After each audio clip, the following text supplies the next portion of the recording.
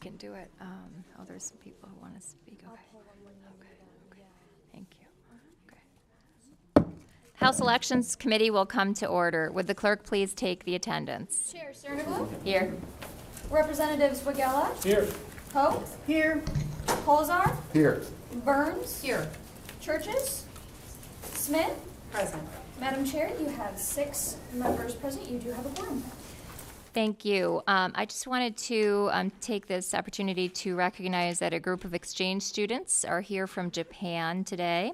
The students are attending Marshall Junior High School and DeWitt Junior High School, and we just wanted to recognize that they are here in the overflow room right next door. What? What happened?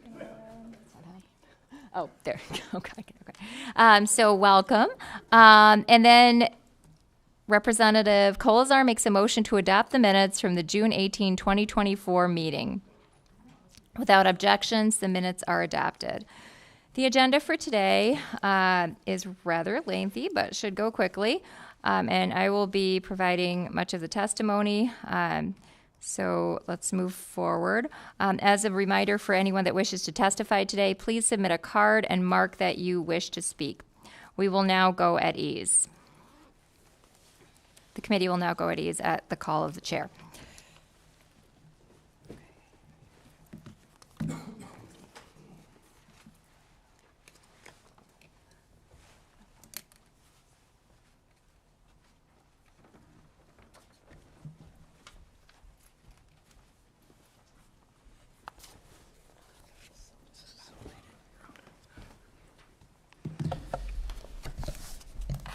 The committee will now come back to order.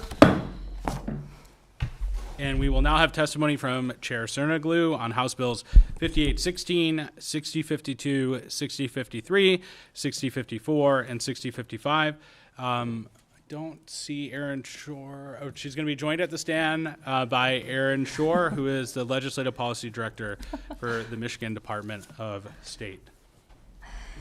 Thank you, Vice Chair Wagella and members of the committee for allowing me to testify on House Bills 5816, 6052, 6053, 6054, and 6055, all of which were introduced by myself. I will start with House Bill 5816, which is a standalone bill that amends the Home Rule City Act, which is a statute that, amongst other things, provides the method by which an existing city may amend or revise its city charter.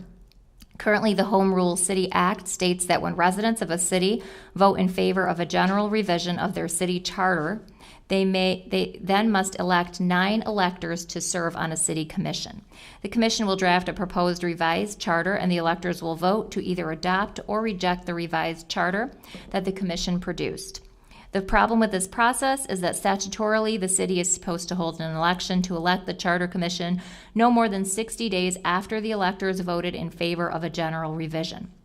This is something that is nearly impossible due to the recent changes to Michigan's Constitution based on Proposal 22-2, and thus HB 5816 proposes to change the timeline for the election of a Charter Commission from 60 days to 200 days. This change will allow for clerks to properly canvass and certify the results of the previous election, while also ensuring that they can meet all the necessary deadlines for the upcoming Charter Commission elections. Will now take any questions on this particular bill.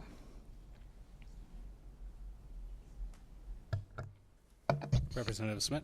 Thank you, Mr. Chair. I thank you for your testimony. I'm just curious of how we came up with the number of 200 days. That seems like quite a substantial period of time when it went from 60 to 200. Sure. So we took into consideration that after an election, the clerks have to wait for the overseas ballot. And in addition to canvassing and certifying results, they will also need to offer 40 days for absentee voter ballots to be submitted. So the 60 days wasn't feasible. And the 200 days was just a recommended number, I believe, by the clerks and the MML, if I'm not mistaken. It was.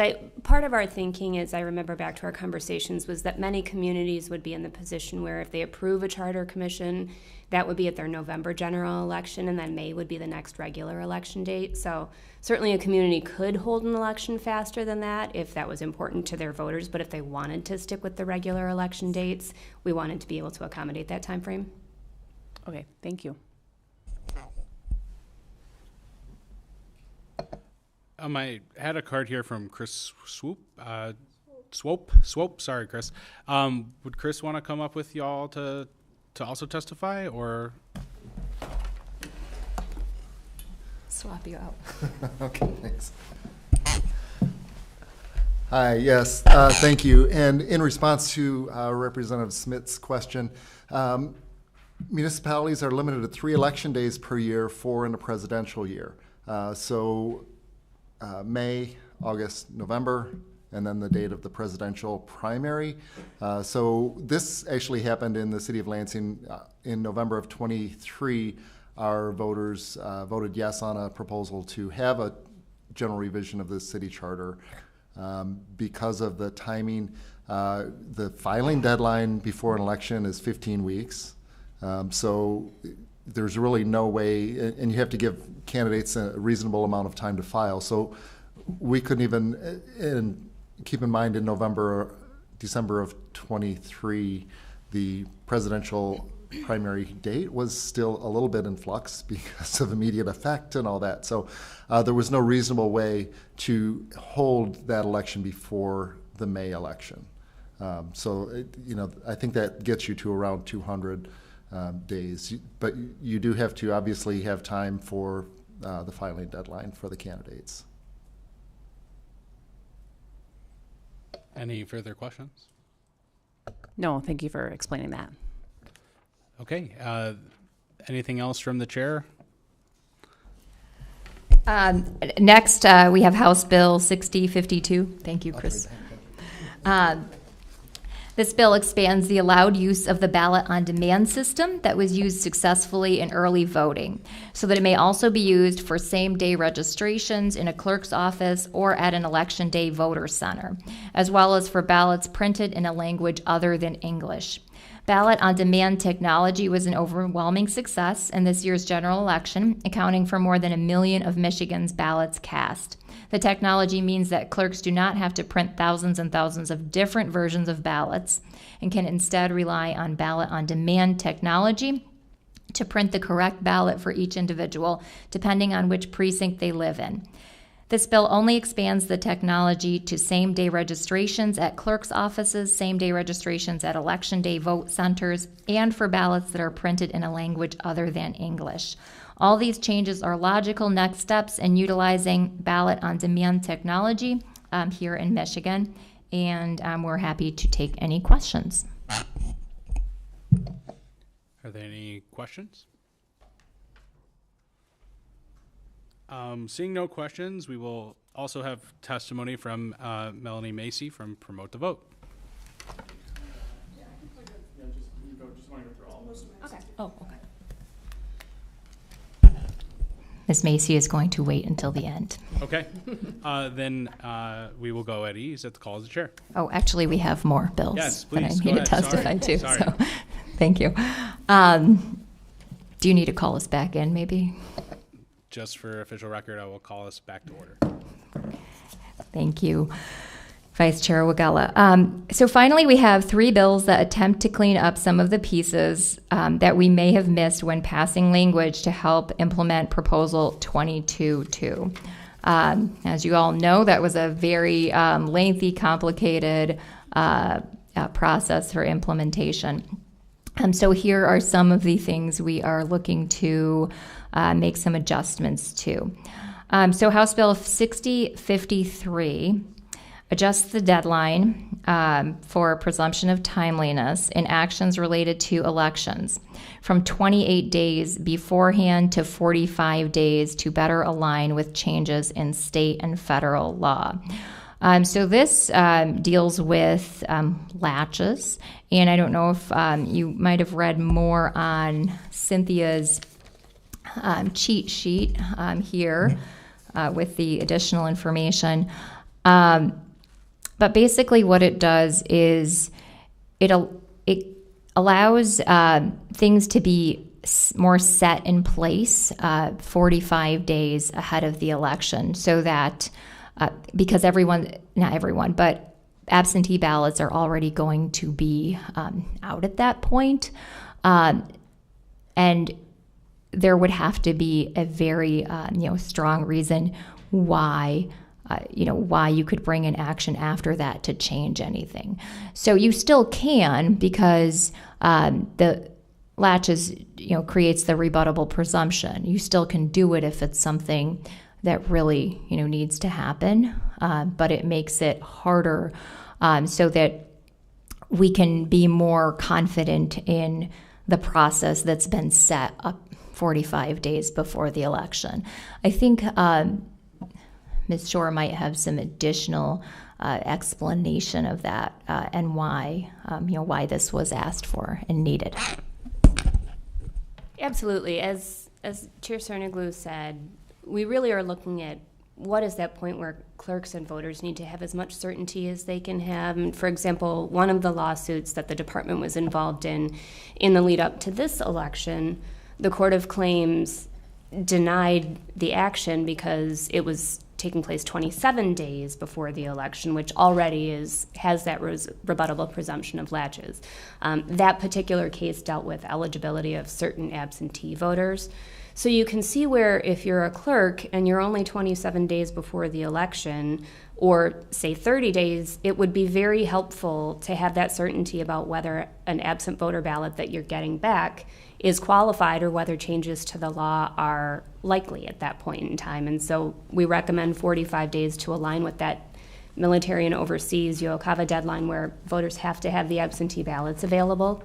But as the representative noted, there certainly is still the ability for changes to be made when something does need to happen close to the election. I'm familiar, for example, with a church in East Lansing that was supposed to be a polling site that discovered within the last month or so that they had sewage seeping into their HVAC system. So yes, the entire building is closed down, the congregation's not there, and there was no voting there. They moved the polling location within a couple of weeks of the election, and that would still be allowed because this is only a rebuttable presumption. It's not an absolute bar. Happy to take questions on this because this is a little bit complicated. Any questions?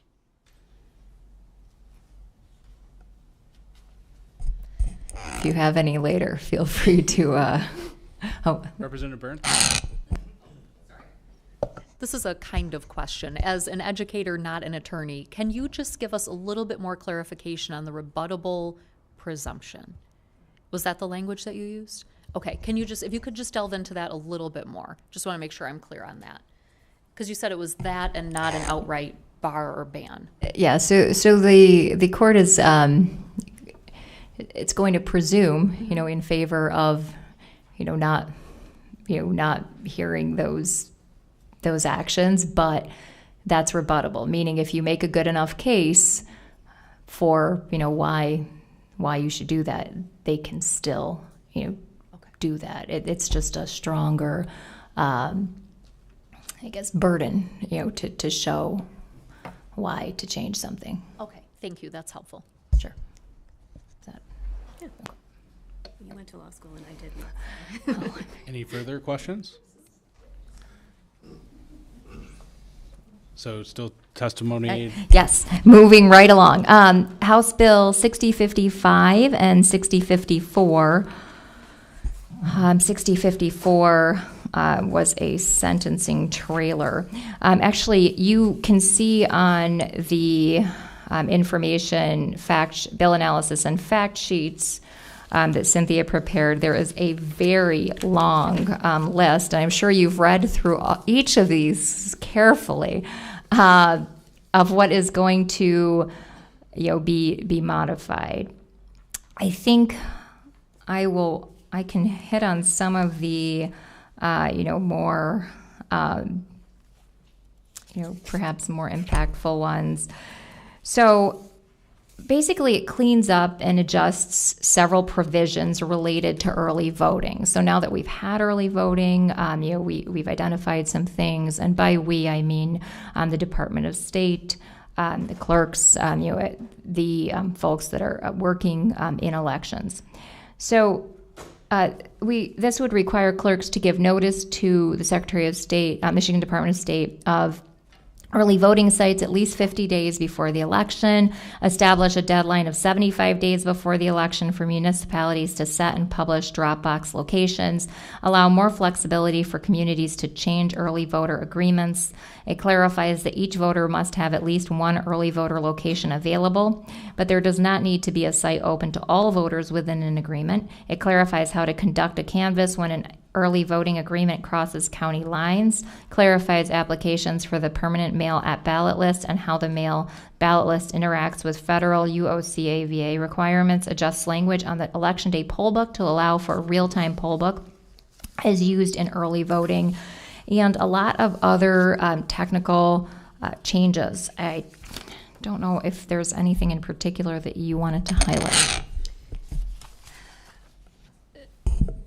Not specifically. I will note these bills really, and the ballot on demand bill as well, came out of conversations that we started having with clerks after the February election, when the entire state had gone through early voting and all the requirements of Proposal 2022 for the first time. Seeing what worked, seeing what might need tweaking, seeing what we might have missed. Many of the changes, as Representative Cerniglu noted, are very technical. We know that there is a point where you have to have early voting locations and hours set, but we didn't explicitly say within the law before when that needed to be clear to MDOS and to the voters, so we suggested a deadline of 50 days. Current law requires each community to have a drop box or more available depending on population, and requires clerks to start checking those 75 days beforehand, but again, doesn't set an explicit deadline for when those locations have to be set, so we suggested that at 75 days. We heard a lot of feedback from clerks that they liked the connected election day poll book that we used for early voting. We know that won't be an option for every community because there's so much more variety in terms of election day poll sites, and they are more likely to be in rural areas with low connectivity.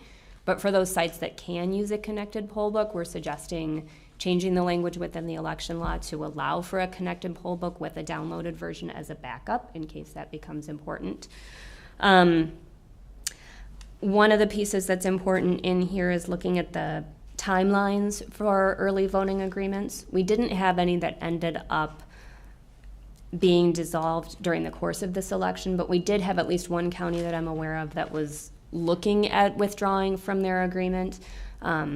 Again, with the first time through, we didn't necessarily have a template for all of the agreements. They wrote them as best they could, but I think some pieces were missed in a few circumstances, so we were able to talk all the parties into continuing to work together through this year, and hopefully with more of those details hashed out in their agreements, there won't be a need to make those changes mid-cycle, but we did write in some ability because what we discovered was that in current law, if the deadline to withdraw from an agreement is actually later than the deadline to create one. So had the county chosen to pull out of the county-wide agreement, the municipalities in that county would not have been able to create a new municipal agreement at that point. They all would have had to conduct early voting on their own.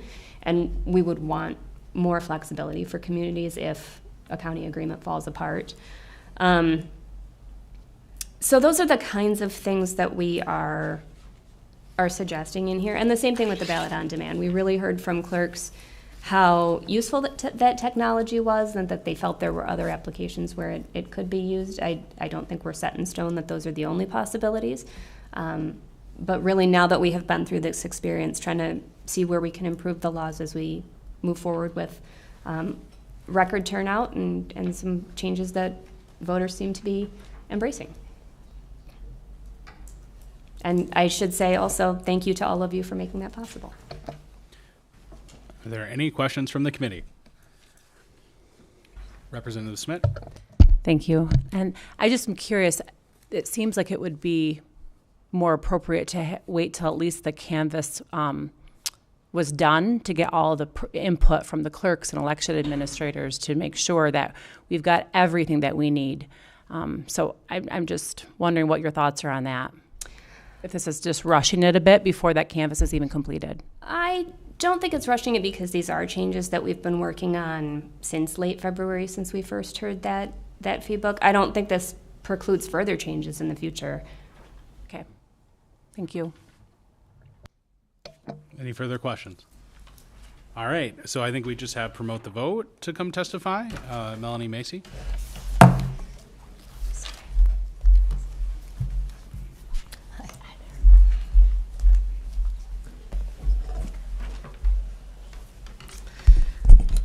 Thank you, Vice Chair Wagella and the members of the committee for the opportunity to speak in front of you today. My name is Melanie Macy. I'm Policy Counsel with Promote the Vote. So here we are today. It feels like it's a lot longer, but we are just 1 week past another historic election here in Michigan.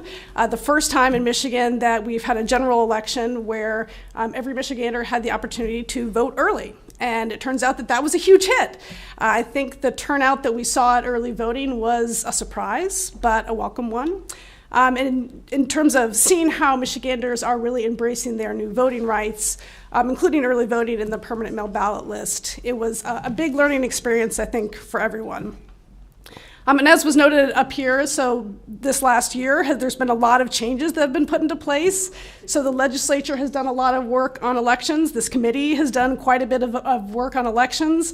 And so there have been a lot of changes. And we know that that has been a burden on the clerks as they catch up on all of the things that have changed in the law. And so we've seen with some pilots in November of 2023, all the way through this year, there's been many opportunities to test the system. And I think November was a real true test of the system.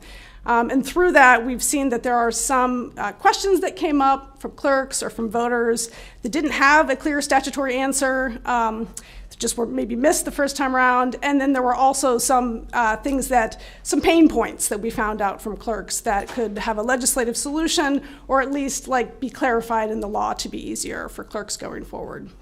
So this package of bills that Representative Sterniglu has brought forward really fills those gaps in a really effective way. And I think those were pretty much very well summarized up here already. So some of the things that just maybe we didn't think about when we were looking at it the first time, like permanent mail ballot list. If you're permanently on a list, but you're a UOCAVA voter, which is a status that can change, how does that work together? So putting in clarifying language for that. Making sure that sections that had been changed elsewhere in the law were consistent with some of these other sections that appeared in the law. And really giving those notice provisions, because that's one thing that we learned in various spots along the way. No notice about drop boxes required, no notice about early voting sites required to the Secretary of State. So even though those things were known, there wasn't a requirement to give those lists in a timely fashion. So it fixes a lot of little holes, and to Representative Smith's point, there will be more to be done. This certainly is not the end of the changes that will be made, need to be made, but it's a great start. So at Promote the Vote, we are supportive of everything that makes election systems run smoothly for voters, for clerks. So we are supportive of these bills, and we encourage you to recommend them. Are there any questions from the committee? Okay, and seeing none, we're going to go at ease. Thank you.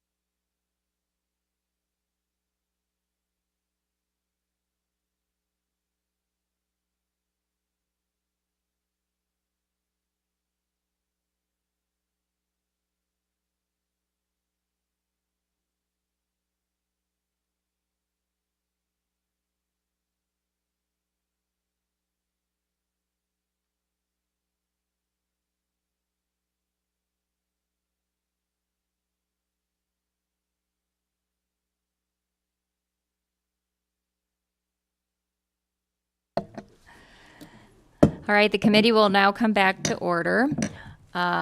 We do have some individuals who would also like to testify in opposition to looks like we have Ann Boleyn, or Representative Boleyn from District 49, would like to testify in opposition.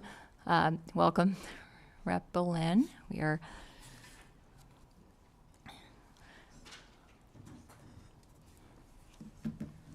Good morning, Madam Chair, colleagues. Thank you very much for the opportunity to testify today in this committee hearing. First of all, I'd like to say as a former clerk, I fully support that we should make every endeavor to make sure that every eligible voter can vote freely, secretly, independently, and securely. I think that is a common goal for all of us. I also support early voting. I think it is much better for our individual voters. And I want to thank our clerks who are still out there busy working to work on this election, close it out, clean it up, and figure out just how this year went. I am absolutely appalled that this committee would put forth changes to election law when we haven't even really figured out how the laws work for us. We aren't even through this presidential election, this general election, and the certification process. The print on demand, we are all aware that there were problems with the print on demand. We know that the early voting, the post-election audits were not conducted across the state for any election that we've had early voting for. This presidential election, this general election, will be the first one. We know that they're random. I do not think that this is the time to be changing any election law until we have really stepped back. We should be focusing on an audit of the voter rolls, funding of our elections, the certification, the post-election audit process. I would respectfully ask that you put this on hold, take time to collect from everything that has happened this year, and really let's come up with some balanced, sound election law that will provide that every eligible voter can vote freely, secretly, independently, securely, and we have transparency and confidence in our elections. Thank you. Thank you. Does anyone have any questions for Rep. Smith?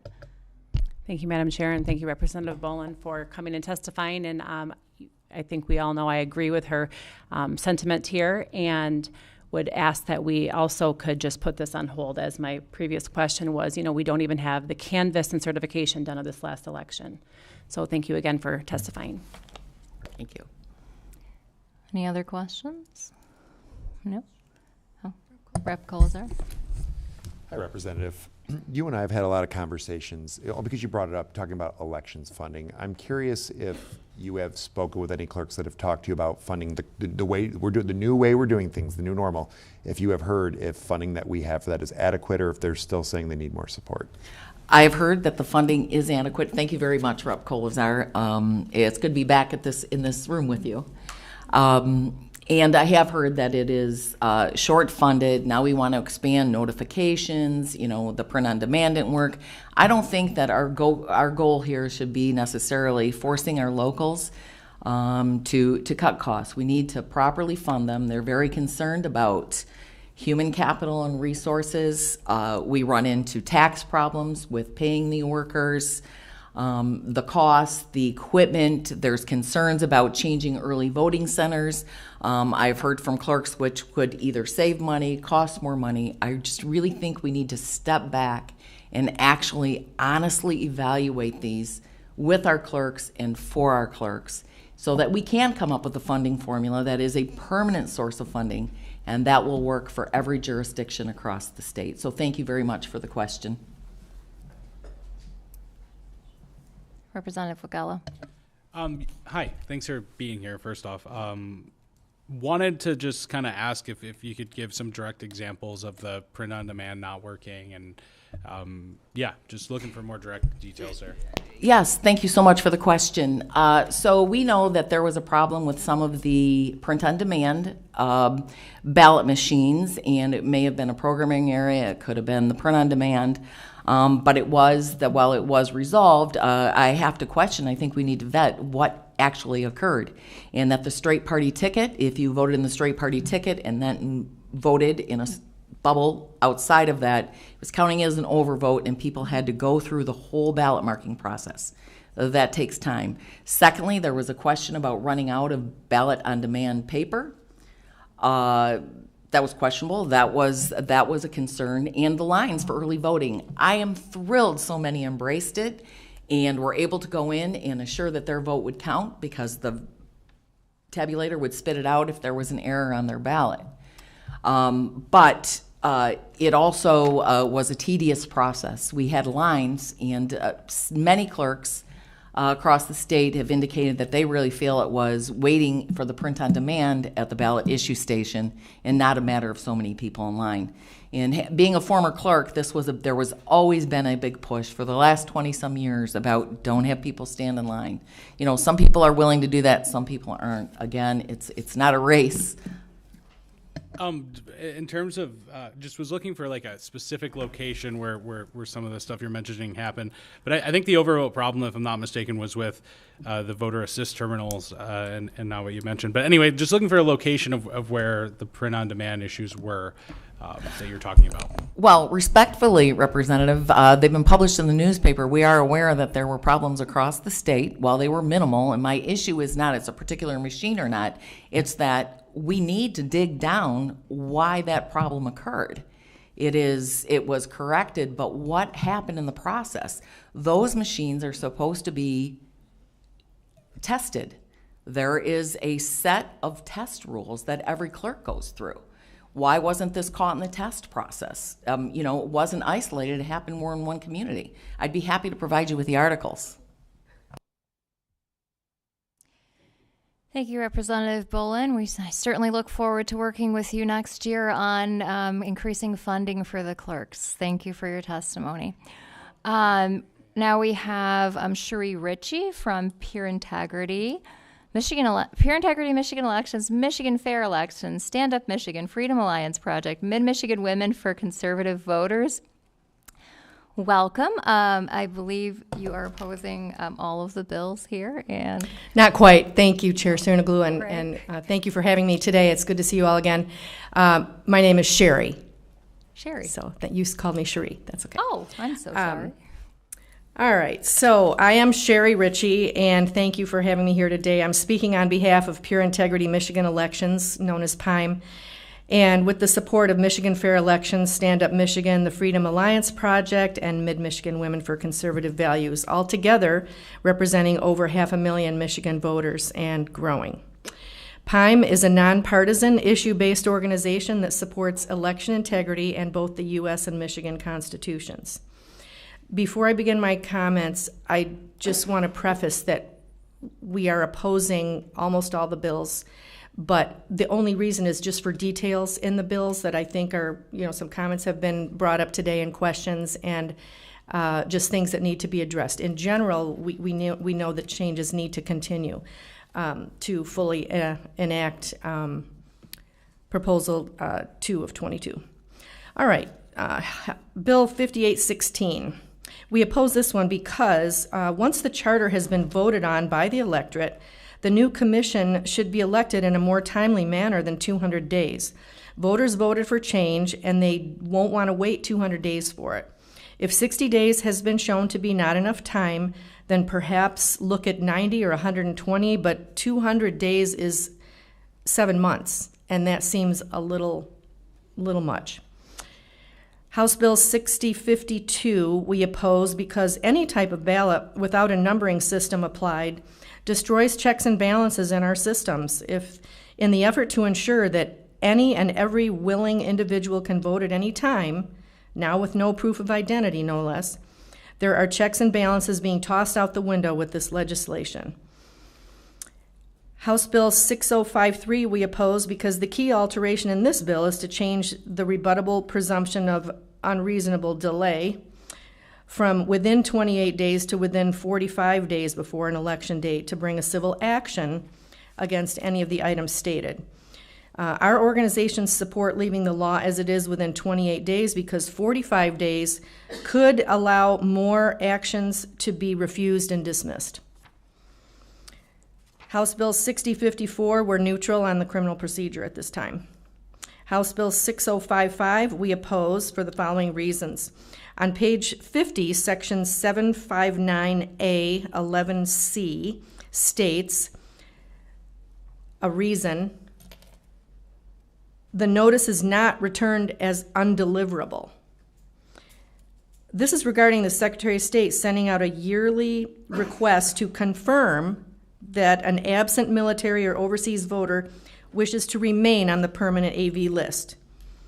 If the voter does not respond, the SOS cannot assume confirmation from the voter. This is an infringement on the rights of the voter to choose how and when and where they are issued applications to vote and or ballots. This line in the bill needs to be stricken.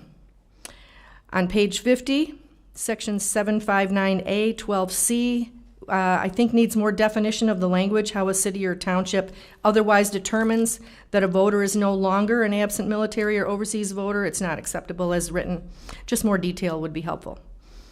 Page 75, section 798B 1 states the county clerk may was stricken and shall was inserted, conduct an unofficial count, et cetera, et cetera. We were wondering why shall is used here when nearly all other incidents of shall have been or are being replaced to must. Just a detail that I think was overlooked. That's all. Any questions?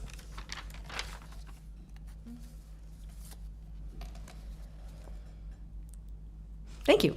Questions? Thank you. Ms. Ritchie?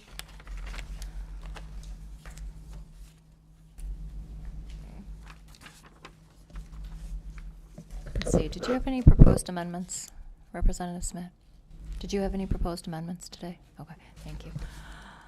So I'm just going to note that we are going to have a substitute for House Bill 6053, which repeals Section 2.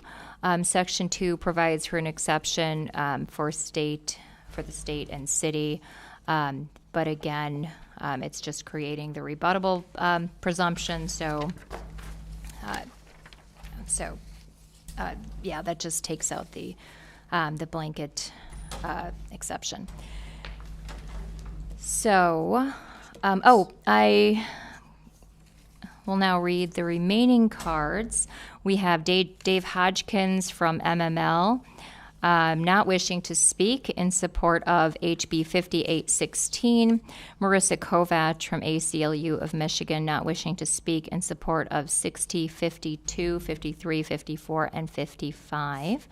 And we have Kim Murphy-Kovalik from Voters Not Politicians in support of 5816, 6052, 6053, 6054, and 6055, also not wishing to speak.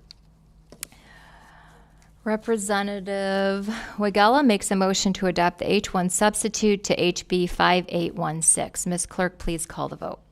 Chair Cerniglu? Yes. Representatives Wagella, Yes. Hope, Yes. Colzar, Yes. Burns, Yes. Churches, Yes. Smith, Pass. DeBoyer.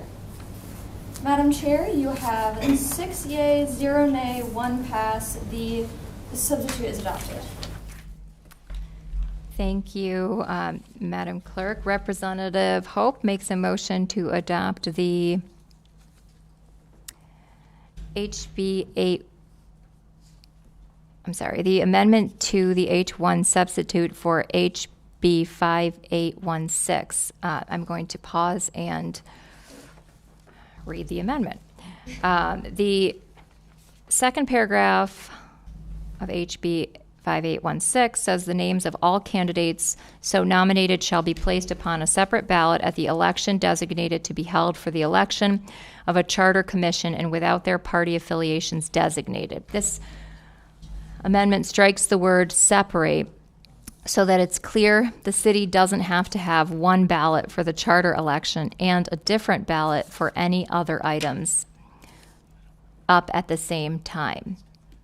Additionally, the second amendment would strike adoption of the preposition to revise and replace it with first meeting of the charter. This will ensure that the Charter Commission has a full 3 years to complete a charter revision, which is necessary since the timeline for elections will be pushed back. Ms. Clerk, please call the vote. Chair Cerniglu? Yes. Representatives Wagella, Yes. Hope, Yes. Colzar, Yes. Burns, Yes. Churches, Yes. Smith, Yes. DeBoyer. Madam Chair, you have 6 yeas, 0 nay, 1 pass. The amendment is adopted. Thank you, Ms. Clerk. Representative Colazar makes a motion to report HB 5816 as amended as substituted with recommendation. Ms. Clerk, please call the vote. Chair Cerniglu, Yes. Representatives Wagella, Yes. Hope, Yes. Colzar, Yes. Burns, Yes. Churches, Yes. Smith, Pass. DeBoyer. Madam Chair, you have 6 yeas, 0 nay, 1 pass. The bill is reported with recommendation as substitute, as amended as substitute. Thank you, Ms. Clerk. Representative Burns makes a motion to report HB 6052 with recommendation. Ms. Clerk, please call the vote. Chair Cerniglu, Yes. Representatives Wagella, Yes. Hope, Yes. Colzar, Yes. Burns, Yes. Churches, Yes. Smith, No. DeBoyer. Madam Chair, you have 6 yea, 1 nay, 0 pass. The bill is reported with recommendation. Thank you, Ms. Clerk. Representative Churches makes a motion to report HB 6053 with recommendation. Ms. Clerk, please. We gotta adopt the substitute first. Oh. Representative Churches makes a motion to adopt the substitute to HB 6053. Ms. Clerk, please call the vote. Chair Cerniglu, Yes. Representatives Wagella, Yes. Hope, Yes. Colzar, Yes. Burns, Yes. Churches, Yes. Smith, No. DeBoyer. Madam Chair, you have 6 yea, 1 nay, 0 pass. The substitute is adopted. Thank you, Ms. Clerk. Representative Wagella makes a motion to report HB 6053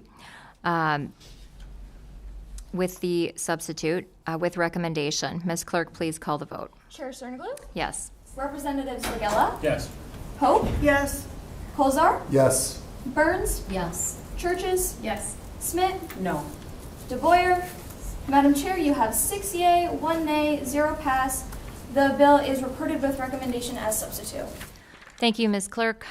Representative Hope makes a motion to report HB 6054 with recommendation. Ms. Clerk, please take the vote, or call the vote. Chair Cerniglu, Yes. Representatives Wagella, Yes. Hope, Yes. Colzar, Yes. Burns, Yes. Churches, Yes. Smith, No. DeBoyer. Madam Chair, you have 6 yea, 1 nay, 0 pass.